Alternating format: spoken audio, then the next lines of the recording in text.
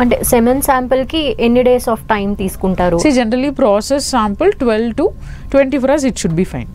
Okay. And ఎక్కువ age ఉన్న వాళ్ళకి ఐయుఐలో సక్సెస్ రేట్ తక్కువ ఉంటుంది జనరలీ 35 to 38 లోపల.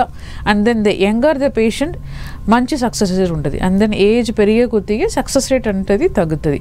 And then better to do before 35 to 38 days. Once 40 years cross అయిపోయిన తర్వాత సక్సెస్ రేట్ అనేది చాలా తగ్గుతుంది అనమాట. ఓకే. ఐయుఐ చేయించుకున్న తర్వాత ఇంటర్ కోర్స్ చేయొచ్చా వాళ్ళు, చేయకూడదా? యా సో ఇప్పుడు ఐయుఐ అనేది ఇట్స్ వెరీ చాలా సింపుల్ ప్రొసీజర్ అండి.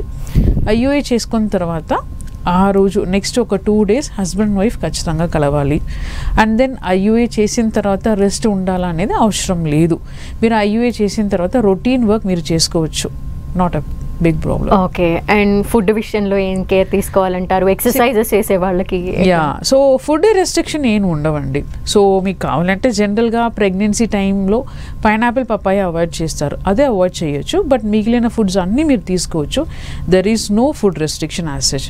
అండ్ దెన్ యాక్టివిటీస్ అనేది మీరు చేసుకోవచ్చు. బట్ కొన్ని strenuous activities like weight lifting అట్లాంటి వర్క్ వద్దు కానీ బట్ మీ routine activities cooking, walking, jogging, aerobics కూడా చేసుకోవచ్చు. బట్ జనరలీ ఆ టైంలో ఇది వెయిట్ లిఫ్టింగ్ మాత్రం కొంచెం అవాయిడ్ చేసుకోండి. ఓకే. ఐయుఐ చేసిన ఎన్ని డేస్ తర్వాత ప్రెగ్నెన్సీ టెస్ట్ చేసుకోవాలి వాళ్ళు? ఓకే. సో ఐయుఐ చేసిన తర్వాత 14 to 15 days సపోర్టింగ్ హార్మోన్స్ ఇస్తామన్నమాట. సో మీరు 15 days తర్వాత మీరు యూరిన్ ప్రెగ్నెన్సీ టెస్ట్ చేసుకోవచ్చు. ఇన్ కేస్ పాజిటివ్ వస్తుందంటే వెల్ అండ్ గుడ్.